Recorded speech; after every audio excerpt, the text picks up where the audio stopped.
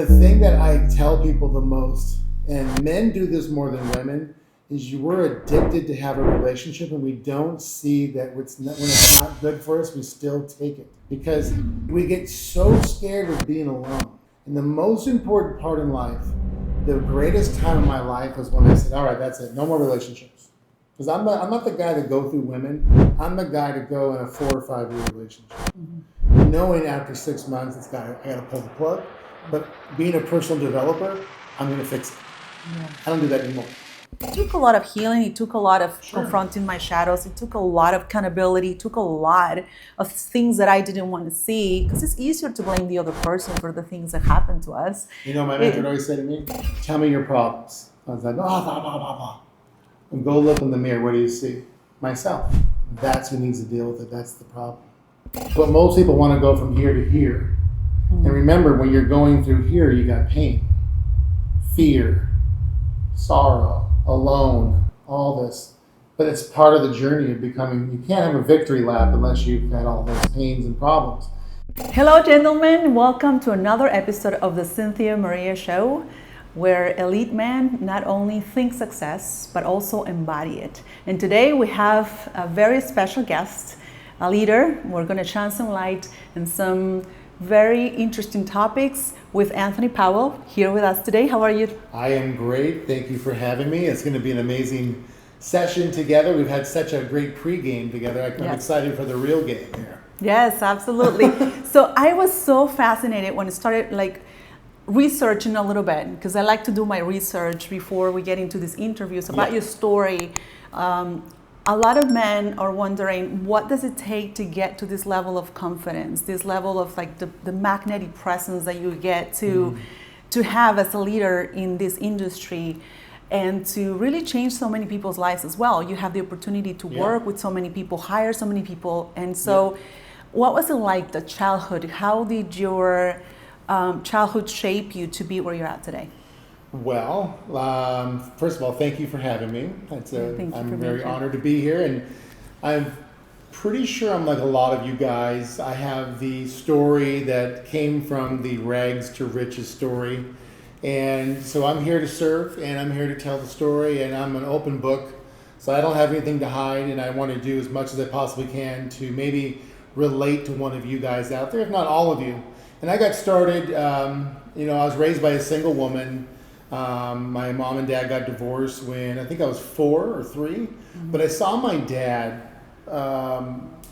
he was kind of like a spoiled kid. My grandmother really spoiled him, and he didn't have a lot of responsibility, and he just was very abusive to my mom. And I use that word lightly because the word abusive is kind of overstated and used wrong, because it's not really abusive at all times. Bottom line was, I saw my dad chase my mom with vacuum cleaners, put water over her head, buckets of water, and it was just not a good situation. They got divorced.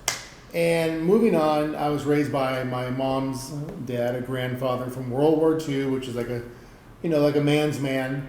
And then my mom was on the opposite side. She was more just a free bird, a very kind person, a social worker, just had a 300-pound bodyguard next to her, guys off the street or women that were street people that needed medication. She dealt with that community. Yes. So she was a wonderful person, but she had no financial literacy, nor did she have really anything to do with raising a boy to a man. And thank God for my grandfather, who was not just a man, he was a man's man.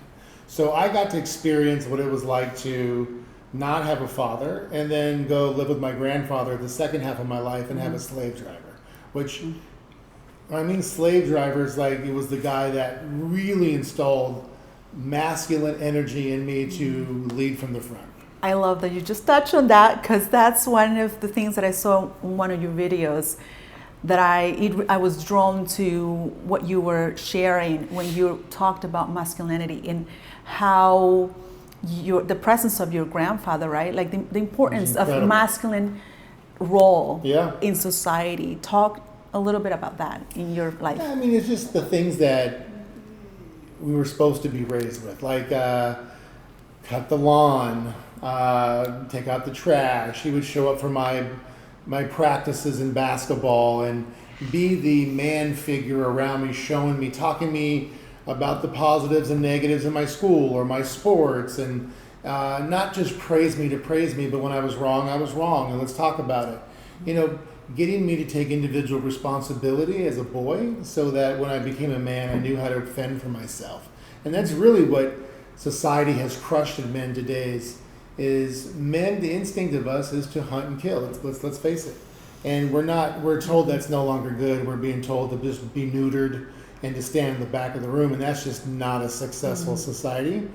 We're all doing it still, but we don't talk about it anymore. Yes. And so I was never been that guy that has not talked about it.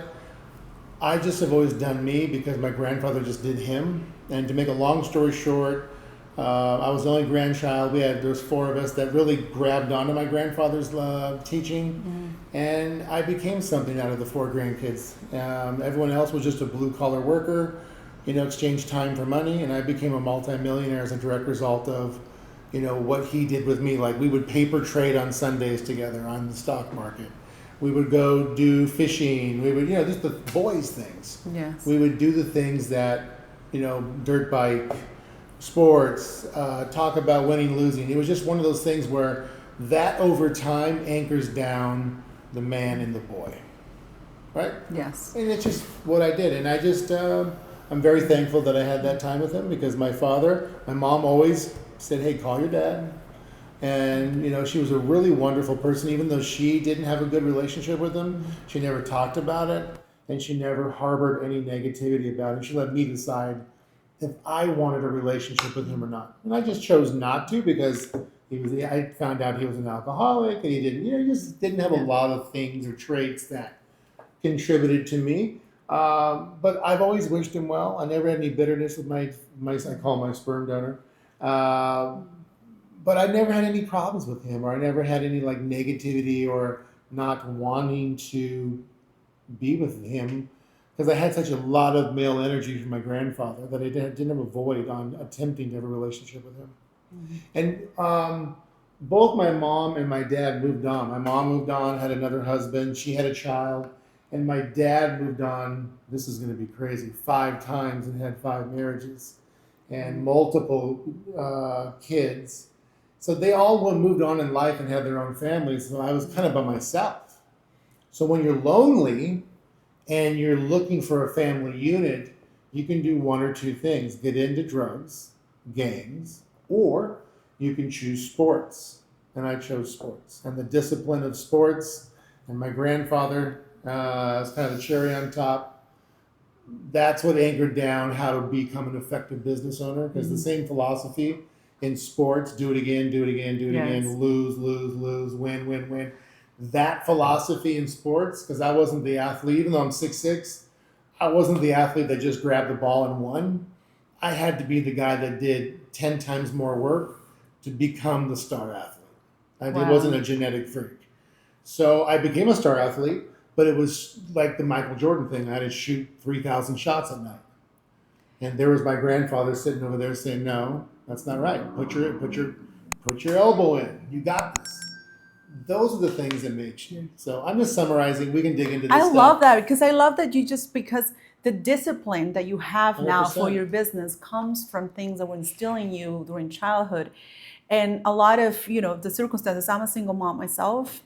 And so the importance of having the place of the father, right? Mm-hmm. And this is going to be controversial. If you don't like controversial, you can change the channel. But this is an open conversation that I feel a lot of us should have more often between 100%. A man and a woman, instead of judging each other or assuming things that he may think.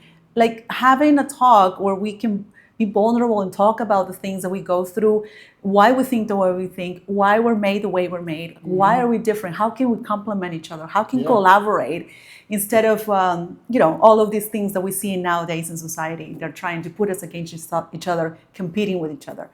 The discipline that was instilled in you when you were a child contributed a lot to your success, would you say? Oh, 1,000%. If I didn't have my grandfather, I wouldn't have been sitting here right now. I would have been an average worker, which is still a good thing. I mean, if you pay, the thing about manhood that people don't realize, it's not about how much money you have in your account. what it is about your integrity.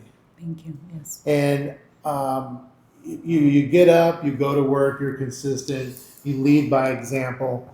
You know, you can choose to make more or less. It's up to you because it's a choice. And you could be happy with 30,000 or 50 or 80. I had a different goal than I watched my whole family struggle my whole life. For me, money was like oxygen. If you didn't have enough of it, it was hard to breathe. So I wanted to get that out of the way. But it can become difficult if you hold on to things and you say you want to change your life financially, but then you're dealing with bitterness or past wounds that you haven't let go of. You're not going to get there. And so you got to learn how to just let go of things in order to move forward. And remember that it's this cliche thing. The past, if you look at the rear view mirror in your car, it's small, right? That's the past. The future is your front window. That's the future. It's big. You can't go backwards. Let it go. It is what it is. Right? Let's go there with because a lot of people that teach us how to make money online and all that. They always talk about mindset. You got to change your mindset. You got to rewire your brain. You got to do. But one of the beliefs that I have throughout my practice is that it's important to start with the trauma that your body holds first before you get to the mind. Because if you can push all this knowledge into people, but it falls in deaf ears if you have not dealt with the trauma that is keeping you stuck. What I know a lot of men are probably saying, like, how do you do that? Like, how? That sounds amazing, but how? What are the steps that you took when you realized there were patterns that you were following, whether it was in your relationships, in the things that you do in your business at the beginning that made you make so many mistakes? What are the patterns that you identified, and what do you do about it to get to work on the mindset? Well, what happened with not having a father in the house, and then, I lived with between basically 3 households. My mom, my dad's mom, which is a grandmother, and my mom's parents, which is another set of grandparents. So I had a room in everyone's house, and I had a city bus pass. I bounced between people's houses. So I raised myself, right? I saw things I should have seen at a young age, and I got to learn right and wrong real quick. And thank God I was raised in a church, because I would have probably chose a different side of life because I saw it so much. But the point is that you don't realize you're starting to accumulate roadblocks in your mind where you just shut things out. And then when instances or situations pop up in your life, for example, relationships, you feel like you're doing something that's normal or status quo, but in reality, you're hurting yourself. And what that came from for me was I didn't realize it until I was married once for about a year. I dated the girl for 2 years. We moved from Seattle, Washington down to Houston to build my business. And she was the girl next door, like great relationship with her mom and dad, raised from a really solid family, right, nice brother. There was one thing that I didn't realize was the problem. And growing up, she was the fat girl. And then when she got in her 20s, she became thin and beautiful. So she never had attention from a guy. So when I didn't notice. So I just, dated her for a couple of years. And then when we moved, she had an opportunity because I was working all the time, like 12 to 15 hours a day. I came home one night and she had disappeared. I was like, this is weird. We don't know anybody here. And it just so happened some of my clients, because I let her do some of the follow-up in my business.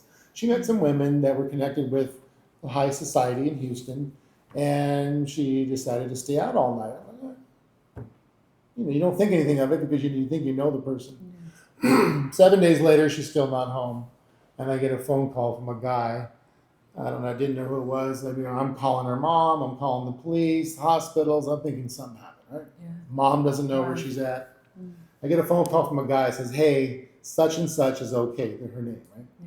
And I'm like, and he hung up. I'm like, she's kidnapped. What kind of an answer is that? Yeah. She's kidnapped. This is crazy. Oh my God. Now, I'll fast forward. I go to one day to a place called Bubbles Car Wash, where I go up and they use your license plate as the customer ID. Mm-hmm. Puts the license plate number. He goes, Anthony, can I tell you something? Because my car was like, the best car, Mercedes, AMG, lowered, big wheels. Everyone looked at it because I did it for, as a showpiece. He goes, I hate to tell you this, but your car's been in my apartment complex the last 2 weeks. I go, what are you talking about? Because everyone knows your car AP, and I've been watching it parked here, and then I saw this blonde girl with this guy in it. That was my wife. I'm like, are you sure? So one day, I was raised to just, like, whoa. So as a guy, I'm trying to, like, number one, I want to go kick the guy's butt. So I had an out-of-body experience. I went and grabbed a .45 gun, and I broke into his house, and thank God they weren't there. Otherwise, I'd been in prison right now, because I had an out-of-body experience. So then I snapped out of that mindset, and you go in from reaction to want to fix it. Yes. So then somehow I said, all right, I'm moving. I'm fast forwarding. And she's like, oh, she appeared. Oh, I'm sorry. I'm missing that. And I said, well, Mr. Fix It here. I should have just said no. Had I had boundaries, I would have just said papers. But of course, raised from a World War II vet, I got to fix a marriage. Right? So I went to a marriage counselor, and this was one of the things that changed my life. I was 26 years old. And she sat down and she said, she's gonna show up, because we weren't living together anymore. And she goes, I'm gonna ask her really hard questions, and she's not gonna answer them because it's gonna put her on the spot. When she gets up, do not follow her. Sit down. I was like, okay. So then, sure enough, she asked questions. And guess she got up, boom, bolted. So she goes, okay, sit down. You created this. How? I'm gonna tell you. So she went into, I'm going to tell you a philosophy that is against traditional marriage, but it's the reason why marriages fail. I said, okay. She goes, remember, there's a few things that we're going to go over today. The therapist told you this. Yeah. Okay. Marriage counselor therapist. Okay. She goes, number one, when you were attracted to her at the beginning, she was an individual. Oh, yeah. And the things that you loved about her attracted you to her. Yeah. And she goes, you can name them off. I don't need to know them. And the same thing so think of her as a circle. And the same thing that she saw in you as an individual, your strength, your this, your willingness, you're building a business, all this stuff, attracted her, and she really loved that about you. But when you get married, they tell us to no longer continue to enhance our individuality. They try to make us one circle and get rid of each other's circle and force an issue. And then you're no longer enhancing each other. You're now in a different dynamic. And if people would realize the dynamic of the relationship, you would continue to enhance and build each other up, which would make you fall deeper in love. And things would even go to a whole different level. But that's not taught. And that's why marriages break up, to make it in a nutshell. Then she said the second thing is, if you look at your childhood, you were raised by a single woman that didn't know how to talk to you as a dad. She did her best, and she was a wonderful woman, and she utilized her father to put manhood in you.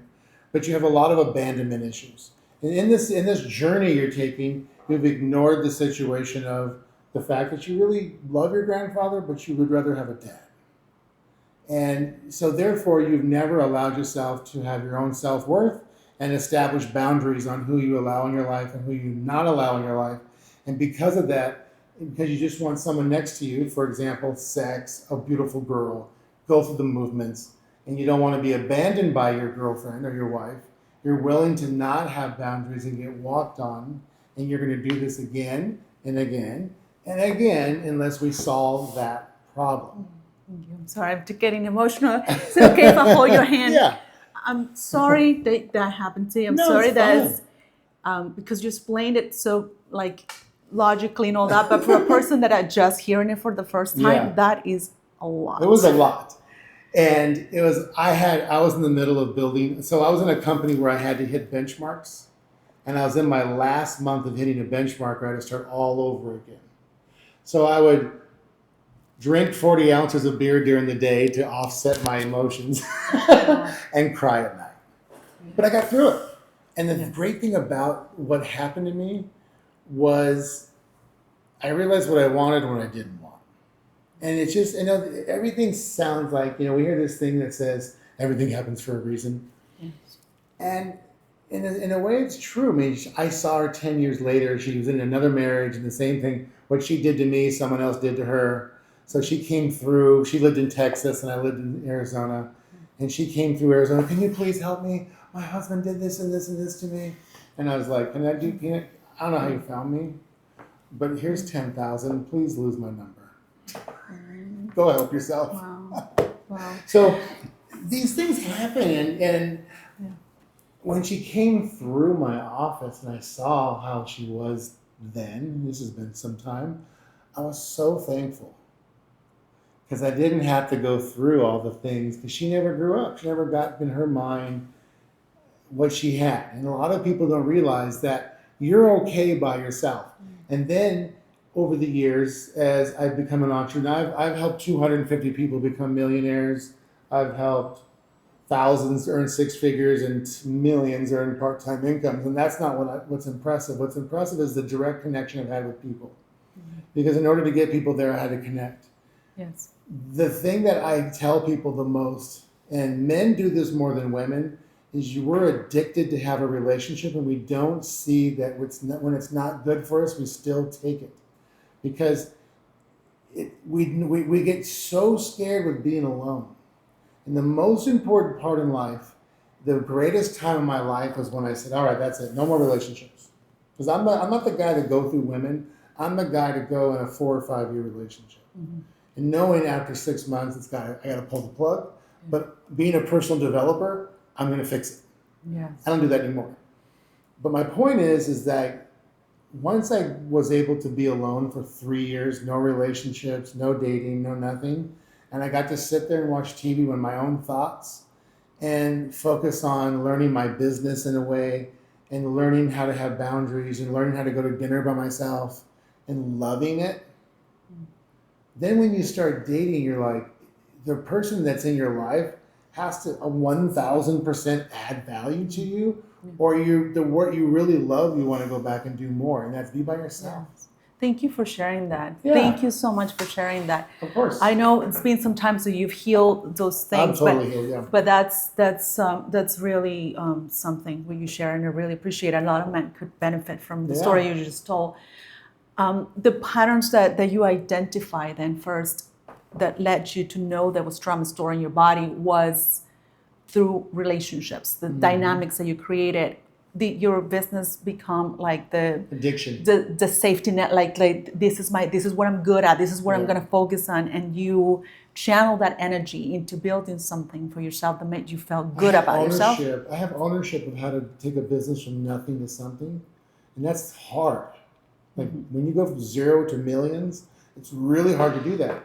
But that's from my fundamentals of sports and my grandfather.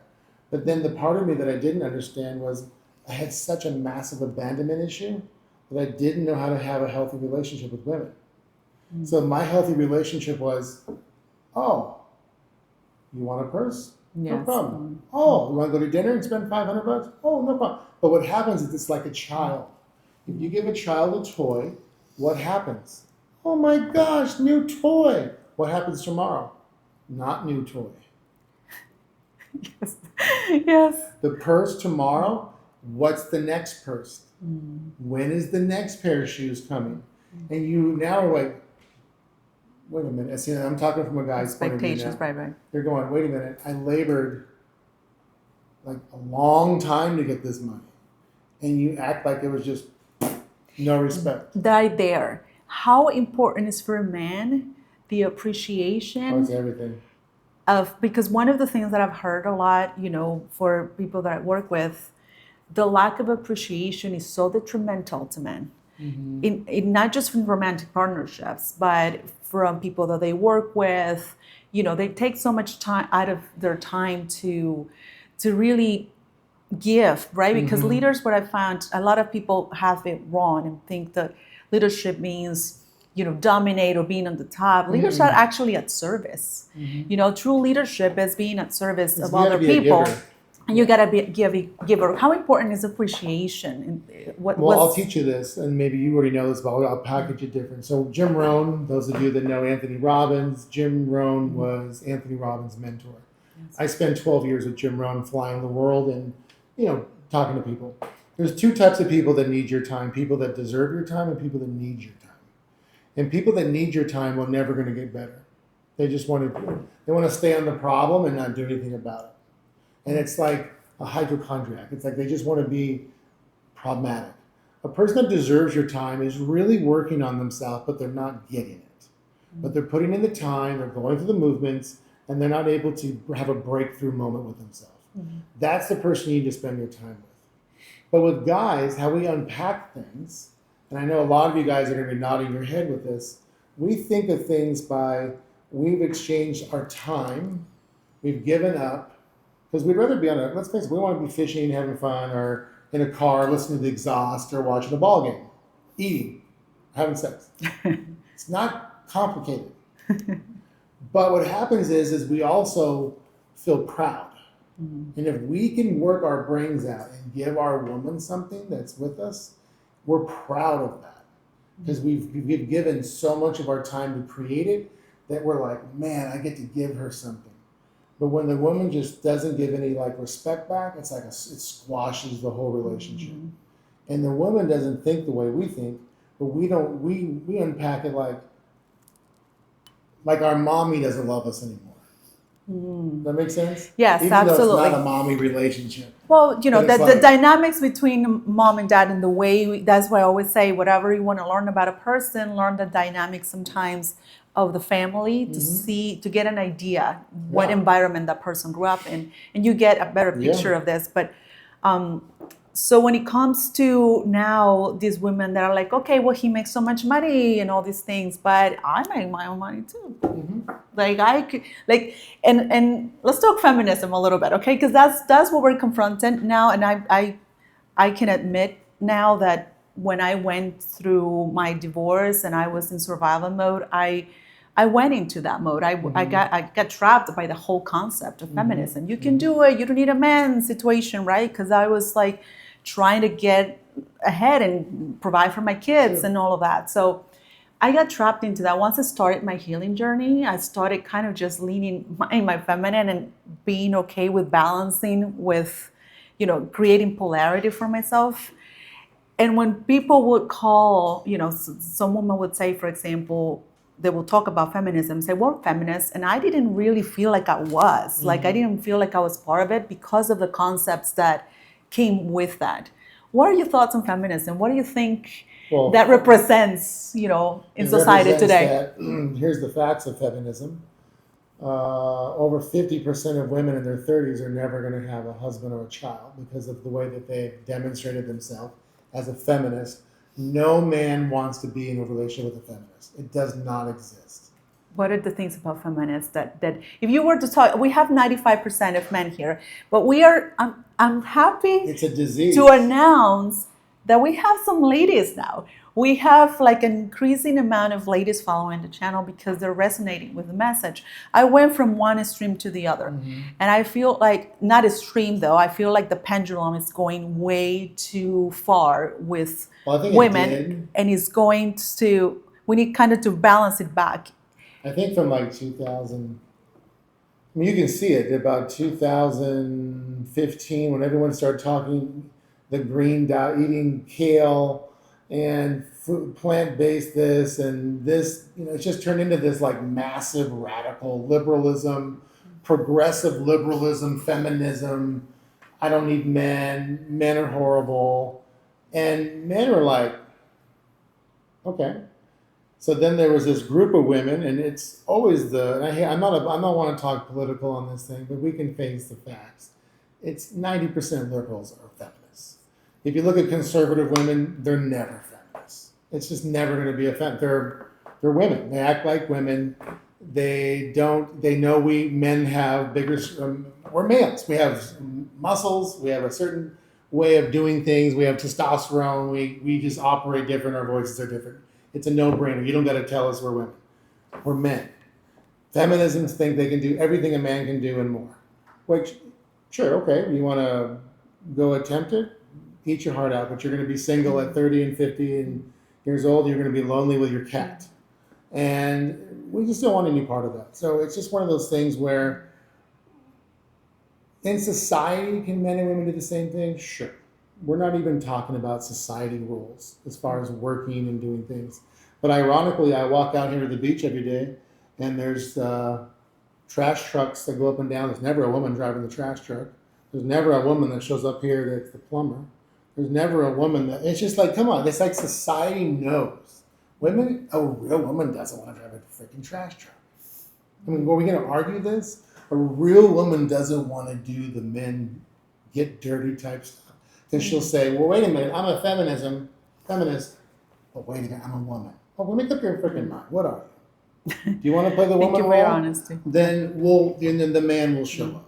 Yes. Do you want to play the feminist role? You're going to have your cat and be single for many years. But I'll tell you Make a now, decision. I'll tell you now from experiencing this myself, and this is the conversation that I want to have with men that are witnessing this, right? Because being in that environment, going into my healing journey, what I experienced is like what I really truly needed was so much love. And I was desperate to find love outside of me when I needed to go within, right? Yeah, I was just going to say, the reason why you did that is you weren't happy with you. Yes, exactly. And so, and I'm saying this because we as women have to admit the fact these concepts were being brainwashed, which is pretty much what's happening.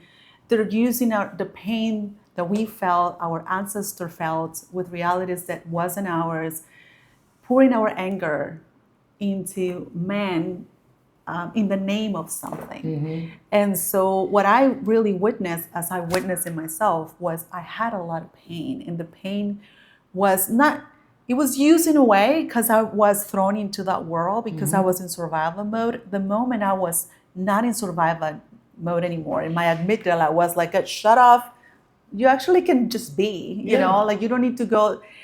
I cried like a little girl so many days. And I think there's pain that we don't get to face. And there were so many things that I needed to more, where I went into like, no, this is not it. This is not the way. This is not who I want to be.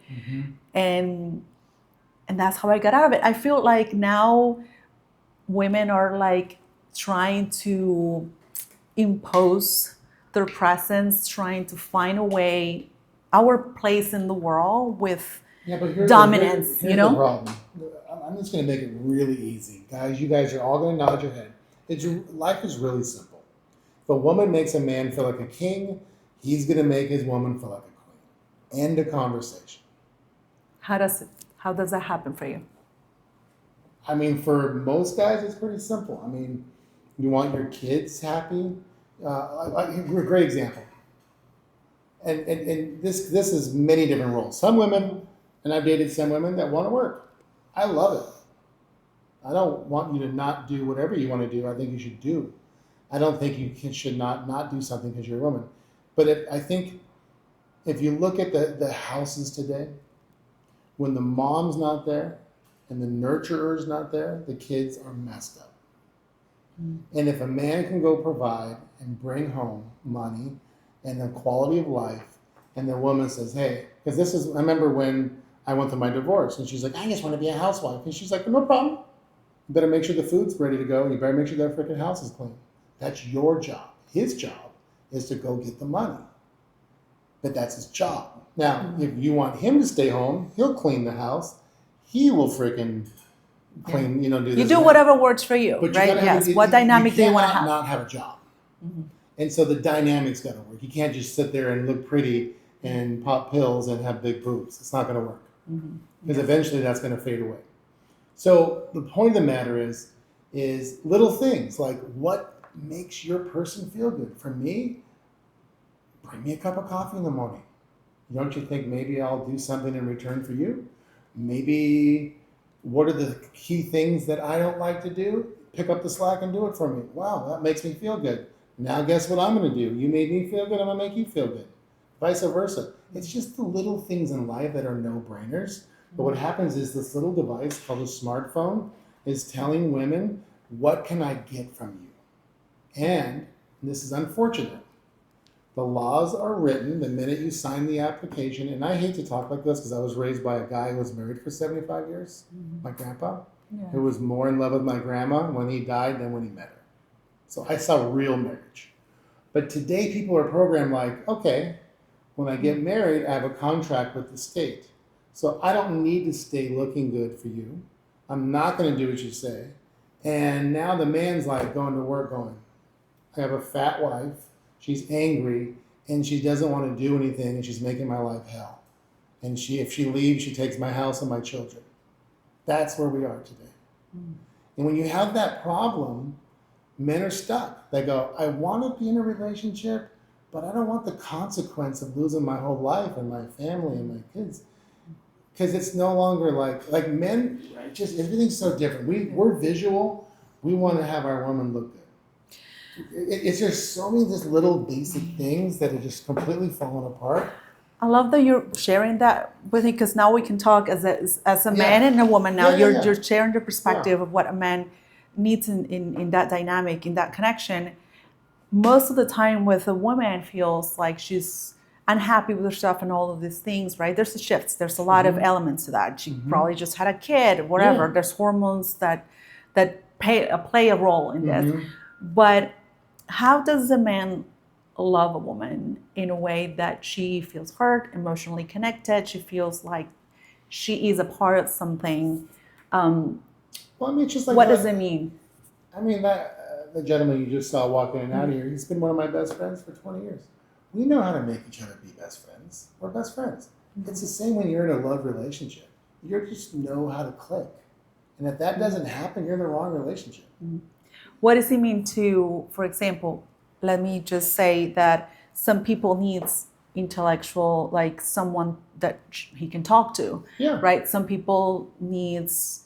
well, here's one of the problems. Men like to solve things immediately. Women like you to hear them. Okay. And men sometimes don't understand how to deal with that. Thank you. Because women don't want a solution all the time. They just want you to hear them and go through the emotion with them. They don't want to know about, oh, no problem, do X, Y, and Z. Let's go to dinner. They don't want to do that. They just want you to know that, hey, they don't even want to hear from you sometimes. They just want you to sit there. You're going to be okay. It's going to be okay. But on the other hand, see, I've had life coaches my whole life, and most of them have been women life coaches. So they've always called bullshit on me when it's bullshit. Yeah. But they also told me this, and this is one thing that shocked me. So I went to this place called the Meadows I told you about. This psychiatrist came out and he did one of the sections, and this woman was having a meltdown. Right? This is about getting to the law of the lid. She's like, you don't understand. I'm a woman and we're more emotional. He goes, knock that shit off. You're not more emotional. This is the Western society that has pre-programmed you females to think you're more emotional than a male. It's not true. You've been conditioned to think that way, so your behavior's that way. You're both the same emotionally. You're an adult, now act like it. If you want to act like an adult, ask the right question. Stop acting that way. That is your problem. Your society programmed you to think because you have a vagina, you act this way. It's false. I'm a medical psychiatrist and I'll prove it to you. And this woman was a feminist and she lost it. She was looking for a cat. She was so messed up. Well, that's very interesting. She couldn't figure it out. But this guy she was saying, I'm this way, therefore I can behave this way. Right. She was justifying. And he was like, but that's what I was going to. Like, she was justifying all of that behavior because of emotions, when in reality, women, we do go through cycles, right? Sure, we do go through things. We produce more estrogens, men produce more testosterone. There's a hormonal difference, right? 100%. And so there are certain times that, some emotions come up, but you don't justify bad behavior because of emotions, right? We hold ourselves accountable for whatever is happening within us. We need a hug every now and then. Like, of course. We just want to cuddle. I don't want to discount that. So please, excuse me if I said that wrong. No. Like, I know that's very interesting that you said that. I spend a lot of money on all these different classes. Yes, of course. I'm really, because when you're a CEO, it's a difference of doing $1 million a year than doing $1 million a month. It's a difference from doing $1 million a day than doing $1 million a month. You can't get there if you don't have the capacity. And it's the same way in relationships. So I've always been excited to learn different perspectives on breaking through what's called the law of the lid. It's a law where you get to a certain point in your life and you can't get through it. And you got to learn how to go through it. Yes. Or you're going to be stuck. And that's where I would go to the Meadows. They have these executive programs up there. Tiger Woods went there. when he got caught cheating. Amazing. Okay.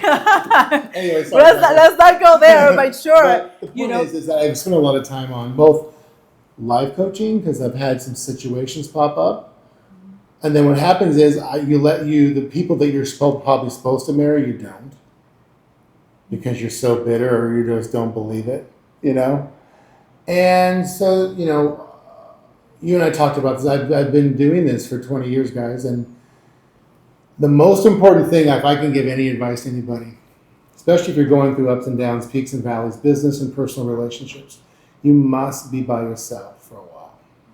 And I'm not talking about be depressed for two, and watch Netflix by yourself. Get to know yourself and get to love yourself. Because once you get to love yourself, it is an amazing relationship. And then when you meet people like yourself, you can actually have real conversations instead of conversations in need of having to have someone with you. And we can have differences of opinion and not be triggered by it, like, no, I'm right, I'm wrong, which I feel like there's a lot of it.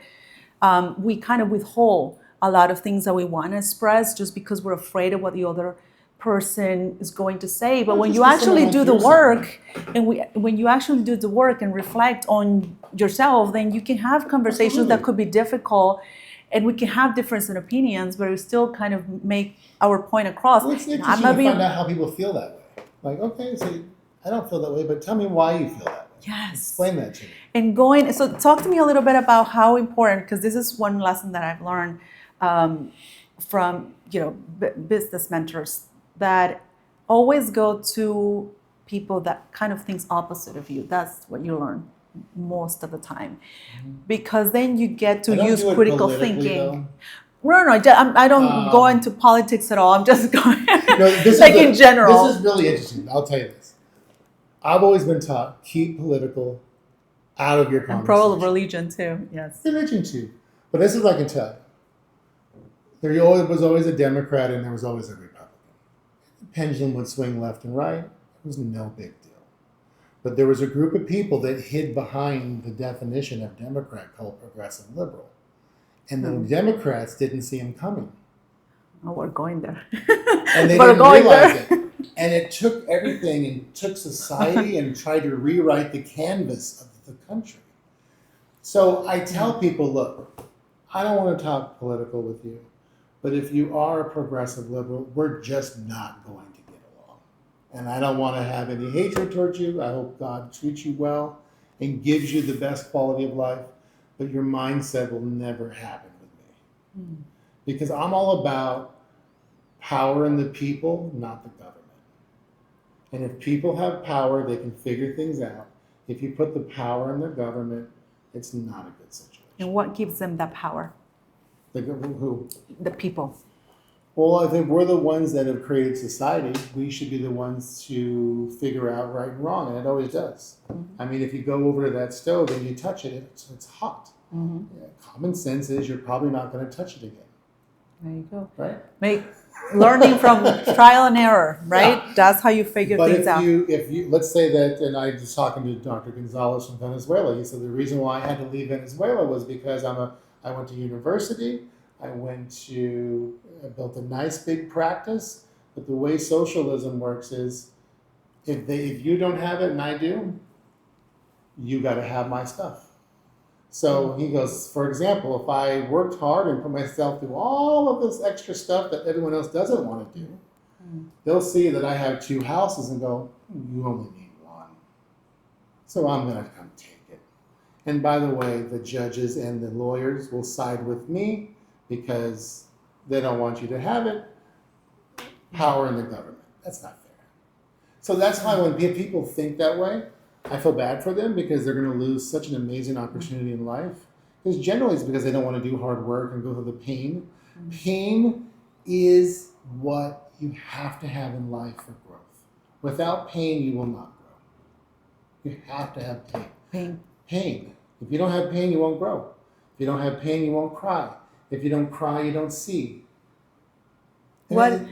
So let's see, and no, that's a very important conversation to have because a lot of people is afraid going to that. Sometimes we're thrown into that pain without even for unexpected things that happen, like a divorce. It's so good for you. Pain is what you need. You gotta have pain to have. You gotta have pain. If you don't have pain, everything's great. Wish for pain. I get when I pray at night. I tell God, thank you for giving me more problems today. Why? Because I have to solve it. Why does this employee do it this way? I'm not doing a good enough job training. Why is this happening to me? Why did my business go down 40%? It didn't, but what if it did? I want to be put in a situation where I have to feel it because I want to become better. I don't want to stay the same. You're never going to stay the same. You're going to go backwards. So I want to have the most quality. I want to have the most skill sets possible. You can't get a skill set unless you have pain. What legacy do you want to bring? What do you want to be remembered by?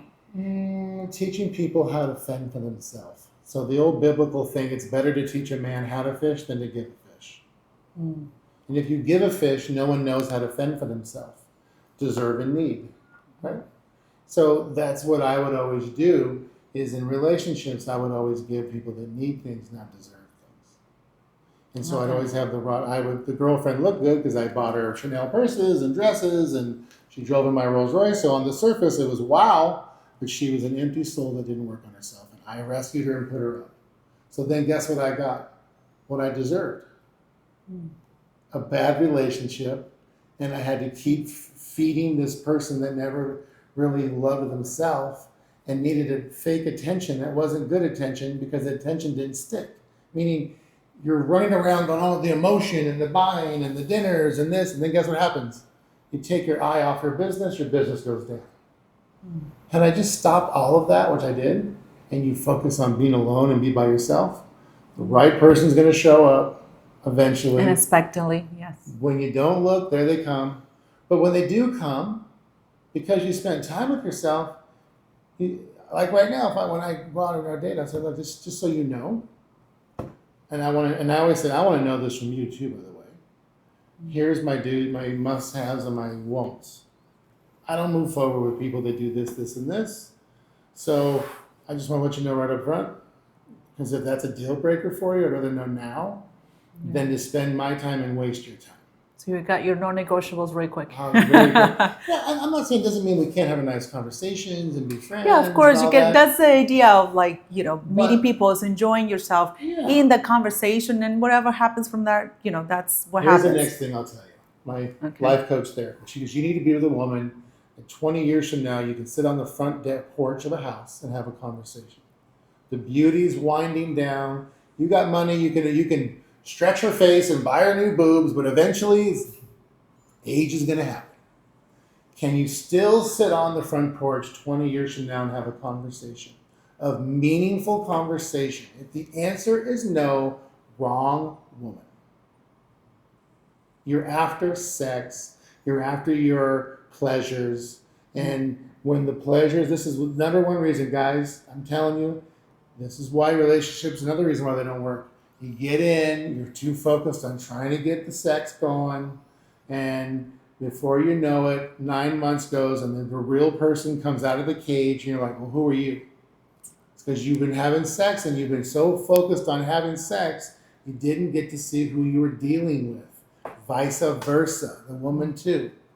Now she's emotionally attached to you because you've had sex. It's a big deal for a guy, but it's an even bigger deal for a woman. She does not want to lose her dignity because you didn't realize who she was. Now you've got a major problem. You don't want to say no, you feel bad letting her go. And it's a vicious cycle. Just get to know yourself. And you find yourself in that. Thank you. This is such an interesting conversation. It's true. But for someone that has experience, there's so many men that are trying to make things happen. I kind of coach them in their business and just creating habits, right? But the thing is, then getting into toxic dynamics really gets it drains you. It gets a lot of your energy. So it takes away from building something, right? How true is that? When you were in those situations, you couldn't really focus on what you were building. You just you can't lead into temptations. As men, our testosterone is running through our veins. We want to have sex so bad, and we just choose the wrong freaking everything. We just everything's out the window but having sex. And it's obviously we're here to procreate. I mean, if you take our clothes off and our material items away, we're really here to have children and die. It's a really sad thing to say. But we're here to have sex, have kids, and evolution. Right? Boom, down. Hopefully we go to Jesus. But the bottom line is we built it backwards into a society that's complicated, right?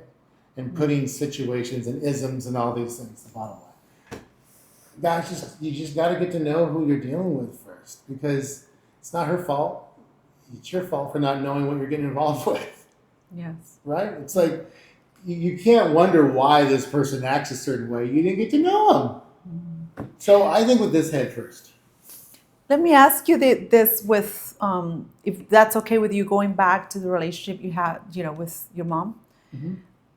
The relationship that was what it was because she was a single mom and probably wasn't as available to nurture the way you would have want to be nurtured, let's just say, because there was she needed to work, or she needed to fulfill two roles. Yeah.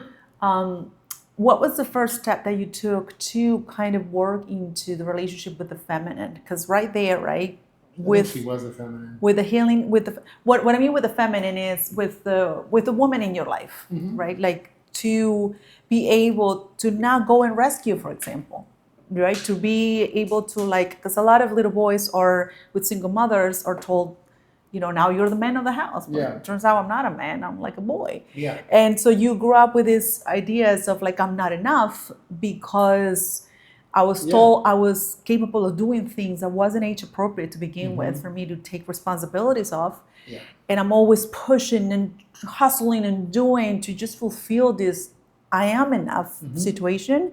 So that right there, right? A limited belief is created. Yeah. I'm not enough. That's what I mean when I talk about the relationship with the feminine, the woman in your life. Because it wasn't nobody's fault. It was something that you experienced. Well, I can only talk for myself. Yes. But growing up, my mom was a mom. You'd smell Saturday morning breakfast, whether it was sausage, pancakes. You just you want to wake. It's like the little boy goes. You want to wake up and your girl's taking care of you on Saturday morning. The basic little pinky things. And she's like, then today's women, not all, so no, are like, I'm not doing that. And then the guy's like, wow, then you wouldn't be able to nurture my children. Wow. That's how I think. Yes. If you don't want to do that for me, then my kids aren't going to have the same experience that I grew up with. And guess what? My mom enjoyed it so much. When we'd say, wow, Mom, it smells so good. This is incredible. You could see her face light up. Because she nurtured her family. And it's just the basic roles that they're telling feminists, you don't need to do that anymore. Let everyone fend for themselves. Or don't nurture the family because you're a tough man or woman now. It's ridiculous. The structure of the family, I feel like it's under attack in a way, right? And men are fed at certain things, women are fed a different thing. I feel like for us are using our pain to get us into we can do it all and just kind of isolate. Backfired now. And for men, it's you are too controlling, you are too this, and they're trying to be silenced because if you say something, God forbids, you're going to be the pervert or you're going to be framed in a very bad way. Yeah. So what are the options here? I feel like we're so conditioned and manipulated by today's society that it has created division with women and men in a very big way, where it's the structure of the family is being affected tremendously. These kids are growing up with ideas that are not how we were raised. I went to Catholic school, you went to Catholic school. Our concept of family I was spanked by nuns. Was really, me too. And not only that, but a lot of other things. But, it was a little too strict. Yeah, exactly. But, I look back at that experience where I used to say, it was so strict and all that. But I look back and I'm like, that was... We needed it. Everyone, if you noticed, if you go back to the generation that was spanked, we know right and wrong. More than today's generation that gets put in timeout. Because kids are like, oh, I'm in timeout? Great. I mean, I have my video games, but I'm not having a consequence. When we got spanked, it was like, that did not feel good. And I did not want to go through that. We're not suggesting to do that. We're just saying, like that. I don't have kids, but I would. I'm not saying beat. Okay. I'm saying spank in the butt, because I believe in that. I mean, I don't know about what girls, but I know boys need to be spanked. It's just otherwise they turn into beta males. They just do. You think so? What's a beta male for you? Acts feminine, can't speak up for themselves. Always kind of meek and you can just see it. I mean, they're not people that are going to walk up and say, "Hey, I'm Anthony Powell." They're going to go, "Hi." They're just shy. They don't want to put one step forward. They don't want to say, "Oh, it's my turn to go take care of my house and my wife and my kids." They just are waiting for their wife to tell them what to do. Well, and just so you know, like the feminine and masculine, we're not referred, like we both have. I have masculine and feminine in me. You have feminine and masculine. You had to go through survival. It's not, yes, but we're also like, because the reason I'm mentioning this is because you're saying like what does feminine mean to you, and like the whole not speaking up, right? Yeah. I like a feminine woman that acts like a woman. Not tries to have any masculinity coming out of her. The minute I see any masculinity, I'm out. I don't want to deal with that because I already know where that road's going. We're going to have a mindset tangle, a problem with where we're going. I mean, this sounds really weird, and I know feminists hate to hear this, but at the end of the day, if you see an alpha male and a female, and they go to the car, the alpha male is never going to let the woman drive a car. It's just not going to happen. I'm driving, you're not. Period. End of conversation. Why does it sound weird? Well, I guess. Well, feminists are like, no, I'm driving. And then you see some guy. I don't think we have any feminists watching our channel. You're going to see some guys sit in the passenger seat? No, I'm sorry. That's not going to happen. Yeah, I think the concept of feminism has been just like so. Well, it went through phases. Here's the phase. Here's the first phase. Okay? First phase was early 2000s, 90s. The guys started taking advantage of women. Okay? This is before the social. So they would go buy them, have sex with them, and throw them away. So then women were like, I'm hurt. Yeah. This is BS. This is ridiculous. He told me he loved me, but he just led me on long enough to have sex with me and threw me away. Then social media showed up. They're like, oh, we're going to get his ass. Now we're going to basically act like our vagina is the only one in town, and you need to pay to get me. So now the woman doesn't realize they're losing their dignity over this. But now they're after a purse and shoes. She's, okay, if you want to treat me like, I'm going to make you think you're getting me, but I'm really going to get you.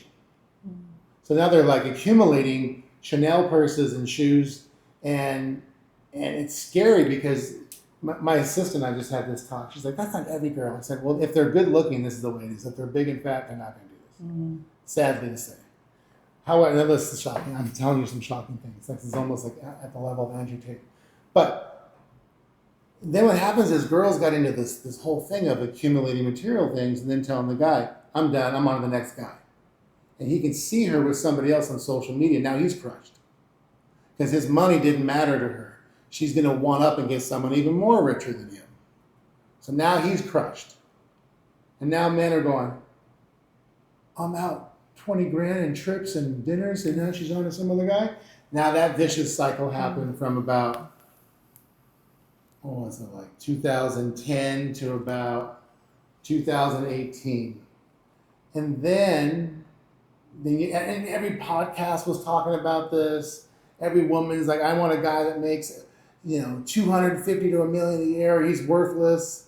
And it just got to this message that was just like, and guys just fell into it and just started dishing cash out, losing.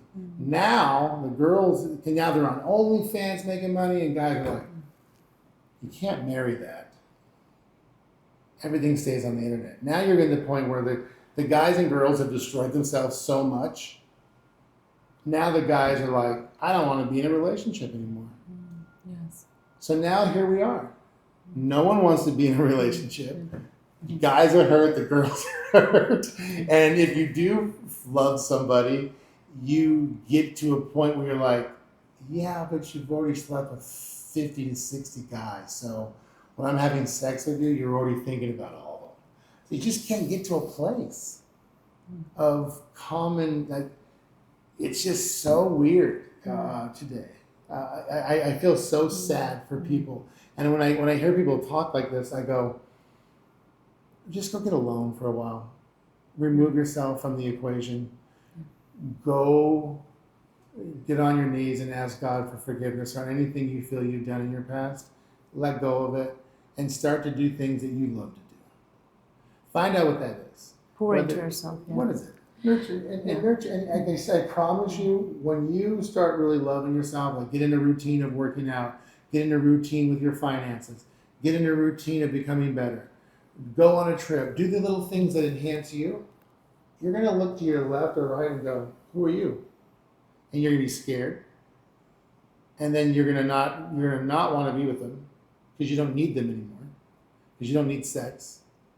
And so now you have strength because you don't need sex. Now you don't need the relationship. Now because they see you don't need their body. Now they're going to have a conversation with you, a meaningful, specific conversation.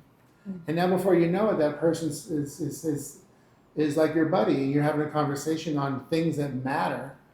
And then when you do have sex, it actually means something. What a concept, right? Yes. Oh, that's absolutely And you do find true. somebody. But you got to get out of the noise. And you got to get in with yourself, is what my conclusion to this statement is. Thank you for sharing that. I hate to bring it up yeah. and go on. No, like this. I understand. It's a very it's a vicious it's a cycle. topic that it's out there and it's infuriating for a lot of people witnessing what's happening. I have had 50 of my friends lose all their fortunes over divorces. 50, 60. We're talking 100 millionaires, 50 millionaires, 10 millionaires meaning $10 million, 20 millionaire. They just lose it. He's working his brains out, so he's not giving his wife attention like she wants, obviously. That's wrong. She's fallen out of love with him because she doesn't get attention. They've got the kids. The lifestyle's beautiful on the outside looking in. But it falls apart. Well, instead of the courts saying, you guys are both adults. You're both, no one's crippled here. You've made the money. We're going to have to figure this money situation out. But here's what I want to do. If you've been married and if she's not working and she doesn't have a savings account because you forced her to stay at home, we're going to have to give her some money. That's just the way it works. Or if you both have been working this whole time and contributing to the household, then I think we need to put an escrow for the child. And both of you pay $500,000, $5,000, whatever the is to this escrow. And I want to you got to push receipts to the courts that the child's getting the money so that we can see the child's being fed, clothed, nurtured, blah, blah, blah, blah. I don't want to see one of you or the other living off this unless, like I stated, the other person didn't work. Then they're getting compensated. Yeah, there's different situations, but it's a trick bag situation, and that's what's happening to guys. And I've seen so many of my friends. I had one guy jump out of a window because he lost everything, and he was. Oh, I'm sorry to hear he that. was too old to start over again, and he didn't want to. For him, he was worth $100 million. And he lost $95 million because of the divorce, houses, cars, everything. So I watched all this, and I'm like, wow, we just need our laws rewritten. That's all. And it needs to be protecting women, men, everybody on circumstances, not just because. Because it's back to where it's a trick bag, because the feminine will be like, I'm as good. And then when the divorce happens, I'm a female, therefore I need everything. Well, wait a minute. Do you want to be a feminine or do you want to be, like, who are you? This is not Jack in the Box here. I feel like more of protecting people need more healing is what's happened with, men leading with money. Getting into these interactions or connections. And men can be very mean with money too. When you lead with money, that's what you get, right? Because that's what you presented yourself as. Mm-hmm. And you place a lot of men, I feel like, put their value in the monetary, what they have, instead of who they are. Mm-hmm. And so for a person like yourself that have built a character, this is something I talked to Josue, someone that you work with, the character that a man builds Mm-hmm. over time, the resilience, all of that. For a woman that has done the work, that has, healed her issues and all that, that's what they look at, right? Like that's the character. Like if we were to lose it all tomorrow, like I know we can build it back up. Yeah. Right? Like that type of thing. Mm-hmm. But that doesn't really come across when you're like just showing all the things that you're able to do or provide for someone, That way, if you feel that way, you're a very rare gem unicorn. You are a rare person because the majority of women, if a man loses everything, is going to leave him on the ground. Well, let's make this. But that's why I say not every woman. Yes. Because there are women that understand this and are very amazing. That's why I tell guys, don't give up hope. Get to know yourself. Yes. So you And the can same find for the women, person. right? Like I didn't get to this point by just waking up one day, I'm going to be this way. It took a lot of healing. It took a lot of Sure. confronting my shadows. It took a lot of accountability. It took a lot of things that I didn't want to see because it's easier to blame the other person for the things that happened to us. You know, my mentor would always say to me, tell me your problems. I was like, blah, blah, blah, blah, blah. And go look in the mirror. What do you see? Myself. That's who needs to deal with it. That's the problem. Yes, it always goes back to us, right? And so these conversations, these videos is not only for men, but for women that are also joining us more Sure. to have these conversations because they don't want to complain with men. They want to have open conversations like you and I just did. Yeah. And we want to have the perspective of each other to see, men that want a feminine woman exists, men that want to do the work exists, men that don't, the feminist thing for me is going into a system that kind of plays with your pain a little bit. Because we operate, and I'm telling you from experience, we operate from pain. And you think you're doing the right thing because you're fitting into this group of women, empowering you, and yes, you can do it. And then you're like, as a single mom, you're like, oh my God, this is amazing. This is great. Let's go get it. The money, look at it. And when it's for the first time, you're like, wow, you're like in a whole surreal world. And then when you go really just confronting the trauma that is holding on to your body, kind of escaping it with the money that you're making, you're like, what is this all for? What am I trying to achieve? What am I trying to do here? Well, I can tell you this. If you get majority of women in a room, and I've done this, so that's why I'm saying this. Yes. And I'm not physically attracted to them. I probably could have been, but I don't act that way. And I ask them questions. What do you want the role of your relationship to be? If you go out on Friday night, who is booking dinner? Oh, it's the man's job. What do you mean? He better call and book the dinner. That's not my job. That's his job. So women do want the man to lead from the front. And but they're scared. And if they can get rid of their fears, the reason why they're scared is because they keep finding the wrong guy. And when they find the right guy that realizes they do have their best interest, they are going to want to be the female, not the feminist.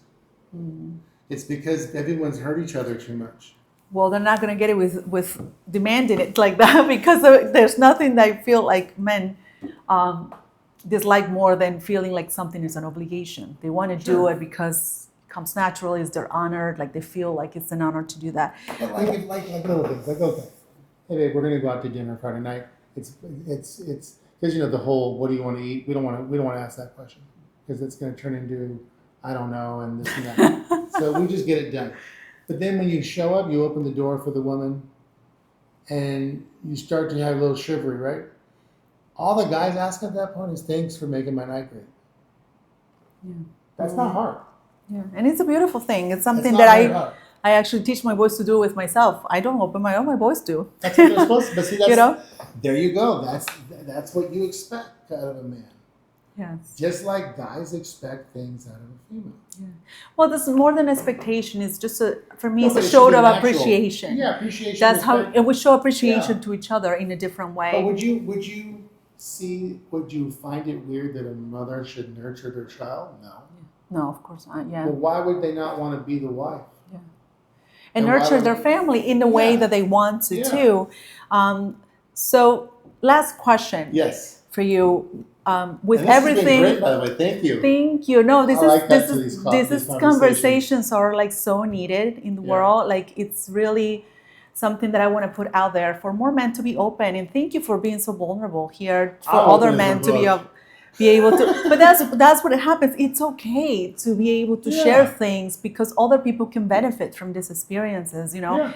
And I'm a big believer that before you get into, because all these guys are thinking, how do I get to the next level of abundance? They call me like because they're about to get the better job and they want more money. And it's like, before we work in the mindset, let's work on the healing, the trauma that is holding on for dear God to your body, right?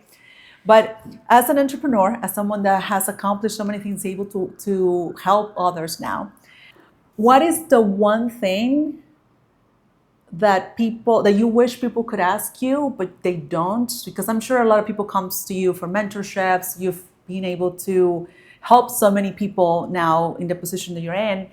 And so what is that one question that you wish with all your knowledge people would ask you but they don't? They're too afraid, or I don't know. I mean, it's a very simple answer. Most people are following the shiny lure, and they don't really want to know what the daily routine is. Love that. The daily routine is what sets up consistency. Consistency sets up momentum. Momentum gives you a skill set. The skill set gives you success. So, but most people want to go from here to here. And remember, when you're going through here, you got pain, fear, sorrow, alone, all this. But it's part of the journey of becoming, you can't have a victory lap unless you've had all those pains and problems. Because you have to get a skill set. The only way you can get a skill set in life, whether it's with personal relationships or business, is by going through, like I just said, a daily routine that gives you where you take action, creates momentum, boom, right? So what are the little things you got to be doing? When I get up, the first thing I say out loud is what I'm grateful for. The reason why I say it out loud is because I wanted to hit my subconscious brain, because Jim Rohn taught me this a long time ago. One time I woke up and I was like, oh, I'm so tired. He goes, you know you're not tired, that's a behavior. I go, what do you mean? Because, everyone in my family would act the same. You get up, oh, I'm tired, I want some coffee, how you doing? And he goes, it's like you're in a pack of dogs. All the dogs act the same, you act the same. So wake up, you're not tired. Tell yourself what you're grateful for. And you won't go through the movements of acting tired, you'll go through the movements of acting grateful. Number one. Number two, go get some caffeine, whatever you do. Coffee, tea, whatever you do to wake up. And then go get some type of oxygen to your brain. Walk, row, run, whatever you do for cardio. Get outside, do something that gets you moving to get oxygen to your brain. What is it going to do? Get everything moving. Blood moving, you're going to get oxygen to your brain, but you're also going to start getting rid of your stress. Then come back and do about 30 minutes a day of personal development, right? And when you get done with personal development, you got to ask yourself two things. How can this impact my personal life? And how can this impact my business life? And what happens is you don't change overnight. You change every 90 days. So by doing this every single day, even when you're on the road, wherever you are, just like having your devotion to God, you do it every day, every 90 days, you're going to change. You do it for a year, you're going to massively change. You do it for years, you're going to see, you won't even be the same person. And then the last thing is you got to make a to-do list every day. And I do a to-do list in the morning, and I put a number 1 next to what needs to be done today. A 2 needs to be done between 24 hours or 48 hours, today and tomorrow. And a 3 needs to be done this week. 3s become 2s, and 2s become 1s. And I operate the same. At the end of the day, I have what's called a celebrate and fix meeting. What did I do great? Because you always want to start with what you did great and celebrate that. Even if you don't have anything, find it. Could be that maybe you said something nice to somebody. But in my business, I always find where I did great. And then you got to be honest with yourself. Where do you need to fix? Yes. And I wish I could make life harder than that. But when you do things like this and you're structured, life will change for you. Like if you don't brush your teeth after 3 months, you're probably going to start losing your teeth. Mind development is the same thing. If you go through a pattern of events, something good or bad will happen. If you overeat for a period of time, what will you do? Gain weight. If you have a calorie deficit over a period of time, you'll lose weight. It's not rocket science. Yes. We just got to do it. And it's hard, right? It's hard to exercise, but it's hard sometimes. But it's hard to stay, with the being overweight. You gotta choose too hard. You have to choose your heart. Fat, and it sucks, and you lose all your confidence, and you hate yourself, and you take it out on everybody else. And I've been super It affects skinny. your mood. It affects your Oh my mind. gosh, it's the worst feeling in the world. Thank you, Anthony. Thank you Yes. so much. It was lovely. I really Yes. appreciate your courage, your vulnerability. It's been such a gift to interview you. Thank you. For all the men that are watching, what is your message for them? Like they're like in the grind, they're hustling, they're like in their personal development. That's why they're here. What would be your message for them? For things to change, you got to change. For things to get better, you got to get better, or nothing will get better.